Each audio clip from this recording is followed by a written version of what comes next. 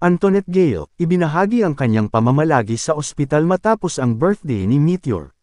Sa kanyang Facebook post, makikita si Antoinette na nakahiga sa kanyang hospital bed habang hawak niya ang isang bulaklak na natanggap niya mula sa kanyang pamilya. Nag-post din siya ng screen cap ng kanyang video call kasama si Baby Meteor. Kung pwede ko lang sabihin na nagmamakaawa lang ako kunyari kaso hindi papalakas muna ako. Sabi niya, ang dami niyong pinuproblema, basta masaya kami at nairaos namin yung birthday ng anak namin ang masusunod kung ano ang gusto naming gawin first of all on money namin yun pinaghirapan namin yun, magsalita ka kapag may hinihingi kami sa'yo, okay, sabi din niya.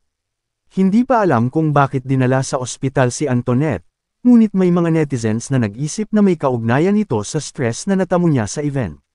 Matatanda ang binatikos siya ng gusto ng mga netizens at iba pang influencers dahil sa kanyang performance noong birthday ni Baby Meteor.